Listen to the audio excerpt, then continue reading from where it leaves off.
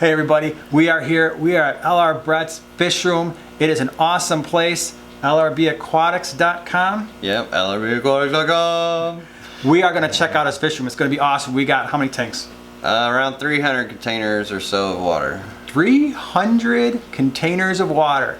And we're going to study each one in tremendous detail. All right, maybe we won't be able to do that, but we're going to take a look at some really cool stuff, so stay tuned. So here we go. We are getting ready to film. Kasha from Creative Pet Keeping is here as well.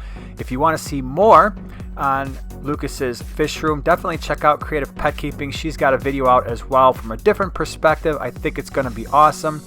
Here we're just getting an overview of the different rooms in Lucas's fish house, I suppose you would say. So he's got it kind of broken up into a number of places, and there's a number of tanks upstairs as well. I'm not going to do a walkthrough up there, but I will show you some of the tanks later on in the video. But really cool the way he's got stuff set up. This area here is actually in a garage, and I was very impressed with how well the temperature is regulated. And we can see here lots and lots of tanks. So there's basically 3 or 4 different areas in the lower level of the home that has fish tanks, and then we've got more upstairs, like I said, and I will show you that later. But the tanks all looked really great. The fish looked super healthy, and one of the things that we noticed, and I think it was hard to articulate at first, but how calm the fish are, and there's a really good reason for that, and we're going to talk a lot about that as we go through this fish room tour. One of the things we're going to talk about, Lucas is going to explain how he manages his fish room in terms of filtration and water changes and heat and all of those things that go into running a fish room. And the things that he does are really pretty groundbreaking in terms of the way he handles the vast majority of his fish room, having 300 tanks and selling fish and selling shrimp. And I will put all of his information in the description below, his YouTube channel, which is totally awesome, his website, all of that's in the description below. I did not have time to do every single tank and go into detail with over 300, with over 300 tanks. It's just so much to deal with.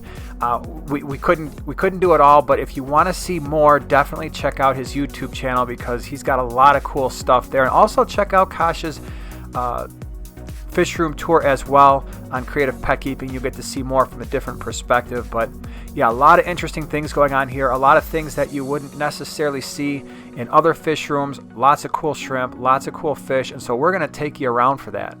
And everywhere I went, I saw something that was just awesome. Every single room, either it was livestock, whether it's fish or shrimp, and it's just so much to learn here. Really cool.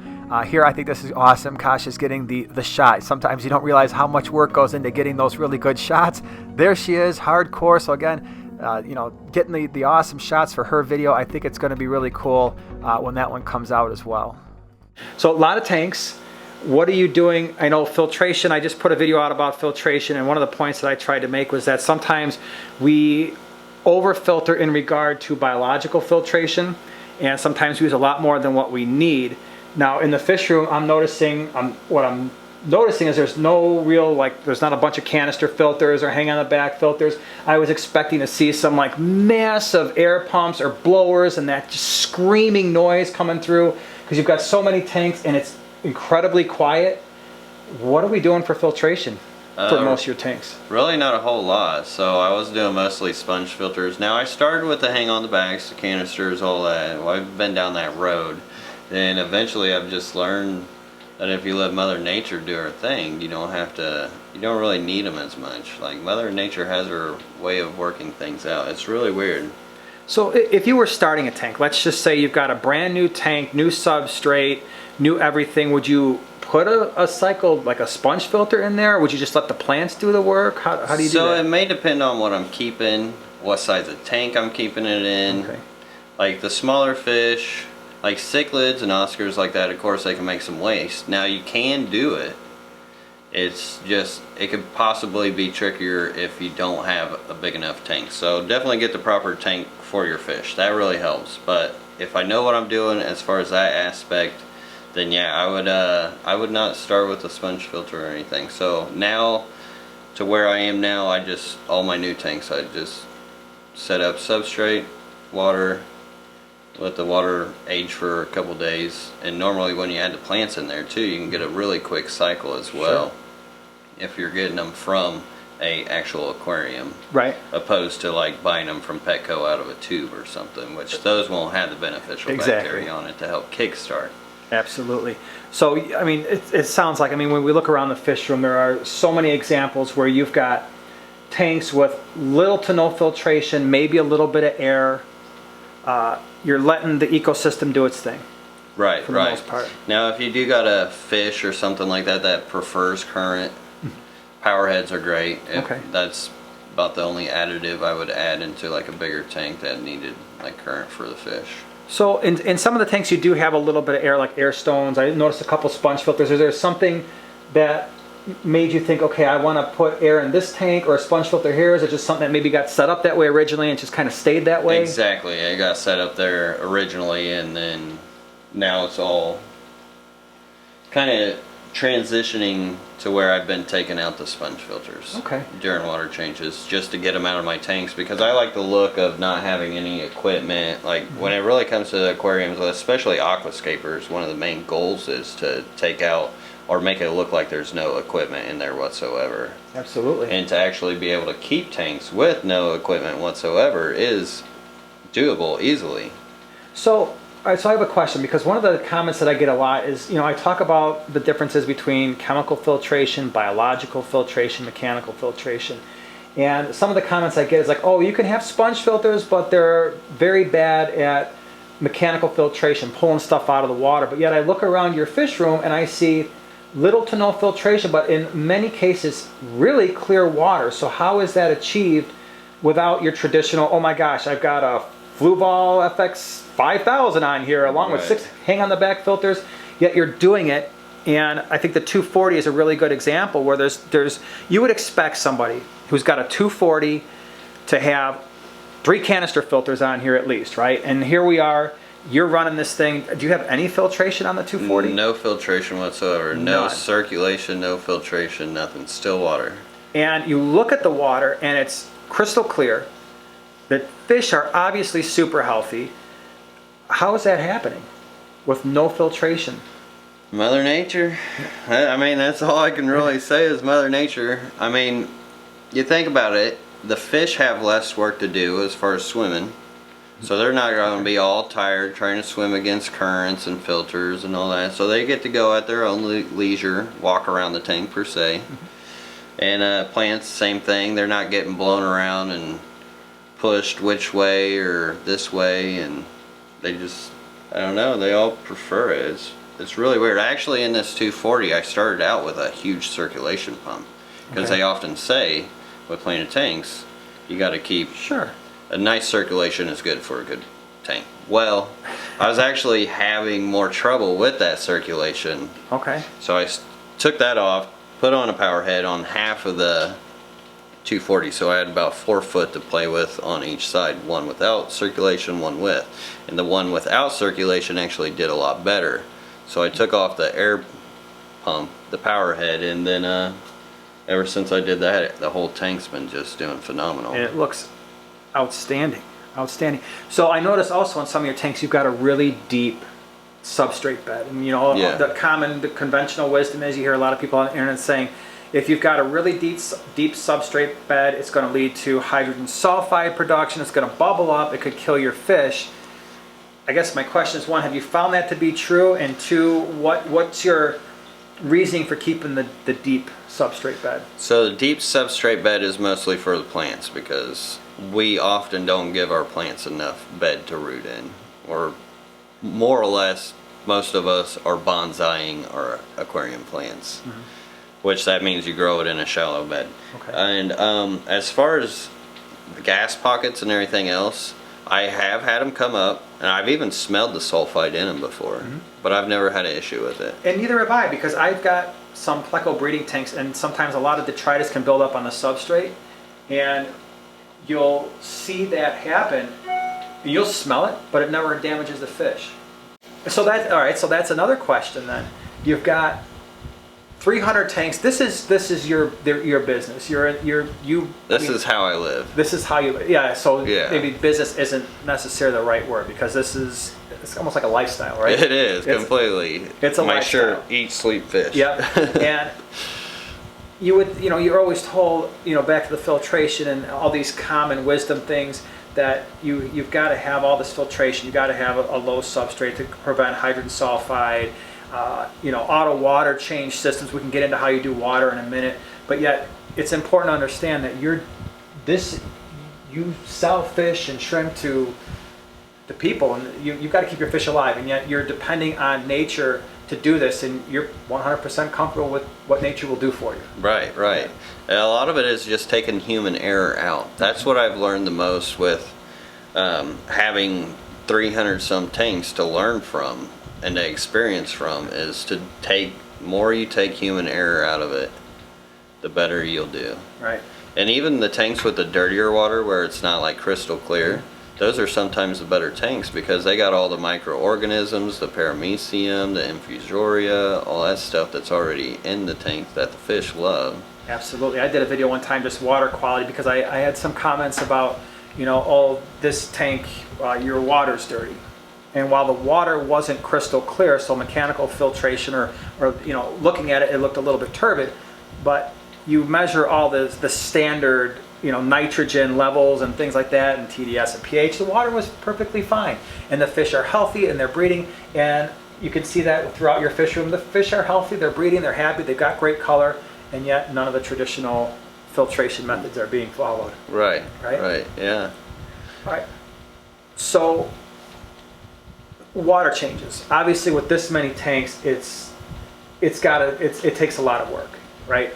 And how do you handle, so first of all, I guess I would ask, do you have a method to determine how much water or when you're going to change water, and if so, how do you deal with it? We've actually been playing around with that a lot lately, since now I've got help doing it. I've actually learned a lot of this from not having the time to do water changes. Like, I've gone months in the fish room, like 7 to 8 months sometimes, in tanks, and many tanks, of doing no water changes. Okay. And you actually learn a lot from the ecosystem and Mother Nature herself from doing that, and the capabilities and all that, and you would be surprised. You would really be surprised.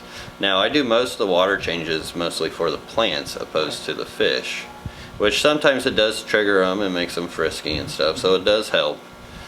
But lately we've been doing 25% a week, and before that we were doing like 50% every 2 weeks. So we're kind of testing things out to see how it works with like the whole flow of the fish room, and then as well with the results that we're getting from it. So we're still kind of testing that as far as which one's best, but for the most part there's not a whole lot of information there on if one's better than the other. Okay. Yeah, I mean, sometimes you hear people say smaller, more frequent water changes might be less taxing to an ecosystem than larger, less periodic water changes, I suppose. Right. So I would actually, if I had a choice, I would do more frequent but less. Okay. Makes sense. That makes sense. And then how do you do them? I mean, I don't see any like auto water change thing where you got like tons of bulkheads drilled in all these tanks. What kind of mechanism do you have for doing water? So I still siphon them all out. Do you? Yeah. And then into like a, I thought I noticed somewhere like a big bin, and then there's like a pump. A big barrel with a huge pump, and it will extrude it elsewhere. And I've got different sizes of hoses for different jobs. Like, say if I want to pull out a ton of water at once, I get my biggest gauge hose. Okay. And then for detail, I'll get like a smaller gauge hose. Do you do any like gravel back, or you just leave the substrate at the bottom of the tank mostly alone, especially for the planted tanks, right? Right. So once in a while there'll be like algae around like the bottom of the stems and stuff like that, or a little bit of mulm build up in a pocket, which mulm doesn't hurt anything. But I'll just kind of like waft it out or just like pull it out. I don't do any gravel packing or anything.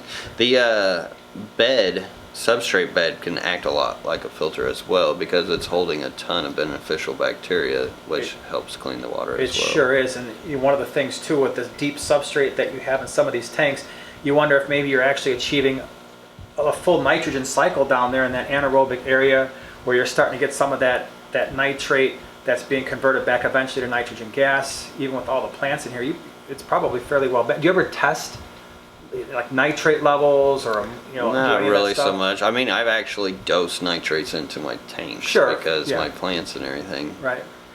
But even the ones that don't have a whole lot of plants or don't have any substrate at all, like bare bottom tanks, I still have some of those, and I mean, they still do just as well. Mm-hmm. Now the thing is, you want to leave some of that mulm on the bottom. If you were to like go through there and clean all that mulm off the bottom, then you'll probably have a problem and you would crash the tank if Okay, you so change the water that too mulm much. actually, that surface Yeah. area for beneficial That's bacteria the good to grow. stuff. Yeah, right. Yeah. Yeah, that makes a lot of sense. Heating. So obviously with all these tanks, you're heating the rooms Yes. individually? Or? Yeah, so I really like the oil-filled radiator heater opposed to the infrareds. Okay. Just because they hold ambient temperature, they don't take as much to recharge the temperature. Okay. So they're not like blasting the energy True. all the time. And then like mostly everything stays warm because once the water column holds the heat, it does a real good job at holding it. And the bottom ones in my garage are the only ones like that I'll heat. Like I'll do like every other one or something like that, depending on what I keep down there. Or I'll throw a cold water fish in there Right. during the winter time, just because of the radiant cold that comes from the concrete. Do you have, I mean, because you keep a lot of live bears, right? So you got a lot of endlers, a lot of guppies, a lot of shrimp, a lot of rainbows, barbs. Do you try to shoot for an optimum temperature, like it, or you have Yeah, different mid-range. temperatures? Try to mid-range So everything. 76, 78, somewhere in there? Mid-70s are Okay. great, yeah. And that's- Usually it runs like 74 to 80, Okay. depending on the season. Like wintertime's a little cooler, summertime usually a little hotter. Nice, nice. Very interesting. Very cool. Well, Joanna's here kind of showing out. She had a really good question. Well, go ahead, ask your question. Let's see if he can answer. Let's see if Lucas can answer Okay, it. Lucas, if you could pick only one fish to have, what would it be? It's like an impossible question. But if I had to pick one, it'd probably be something I don't even have actually, and that would be an arowana. I was gonna guess arowana big just arowana. because I could. Yeah. A big, Really? like a silver one, like a big silver one, or No, you one of the fancy ones. like the Really? $10,000 one or $4,000. One of the ones I can't have. All right, well you got the I think that's 240. why. Right. Well, see, that's a big reason why I don't have an arowana is because I just don't have the space for it. All these tanks that you have. Yeah. What fish are you most excited about? Whether it's breeding Most fish. or just fish you love to look at. What do you love right now? That's super tough. Killifish, rainbow fish, barbs, discus, So show me if you have, guppies. like what are some of the most interesting things you're breeding right now? Something really interesting I'm breeding would probably be, one of the most ones would probably be this Dawkinsia similis barb that I've been breeding, which this is a super rare mascara barb. There's a few different types of the mascara barbs, but none, in my opinion, that are as colorful as these. Yeah, those things are absolutely outstanding. I noticed them that was like the first thing that caught my eye when we walked into this part of the fish room. And they're really hard to obtain too. I've never seen them. Yeah, once in a while wet spot tropicals will get them in, but it's usually a seasonal thing. Are they egg scatterers? Yes. So yes. how do you? Will they breed in this tank, or do you have a breeding group besides They this? do breed in this tank, and I've had like a group of them for the longest time, and I never really had much luck breeding them. But then I started adding these hill trouts, Oh wow, those are cool too. which actually come from the same waters of them as these. So these fish will often swim right underneath these. If you watch, see how those went over Yes. there? So they went over there. So they almost use these fish as a layer of defense almost. It's really weird. It's interesting. Now those hill Yeah. trout, that's pretty much the max size they get, or they get bigger? Yeah, that's pretty much their full size there. Awesome. This was an absolutely incredible fish room. I learned so much. It caused me to think. Now, just to be clear, I don't know if anybody's advocating that you run out and pull all of your filters out of all of your tanks and everything's going to be fine. You have to understand a couple things here. Lucas has had a lot of experience balancing ecosystems to the point where this is possible. If you've got large cichlid communities or very, very heavily stocked tanks, this might not work in terms of having little to no traditional filtration. The other thing that you have to understand is that all of his tanks are uncovered, which means he's getting gas exchange between the surface of the water and the atmosphere, where if you're covering your tanks, that's not going to happen quite as easily. And he's got things in place to control humidity. He's got dehumidifiers in all of his rooms so that there's no mold issues or anything like that. But it definitely gives you something to think about. Again, not advocating pulling out all of your filters right now, but I have said in the past that I think in terms of biological filtration, we buy way more filtration than what is necessary. Again, this is an experienced fish keeper, and so if you're newer to the hobby, this is not necessarily something you'd want to attempt, but as you get more involved in the hobby, as you gain more experience, this is something where I think the conversation at least needs to be had about how much filtration is really necessary, and this is just the beginnings of those conversations. If you've got questions about the fish or the shrimp that you have seen in this video, I did not go through and label all the fish, all the shrimp. There was just way too many tanks, way too many fish, way too many different types of organisms in the fish room to be able to go through and do that. It would have taken a very, very long time, but that is why you can certainly visit Lucas's YouTube channel and his website, and I will put those once again in the description below so that you can get more information on what you're seeing in this video today. All right, so here's my question. I ask this to everybody when we do a fish room tour. You've got advice for somebody who's brand new. What's the best advice you can give them?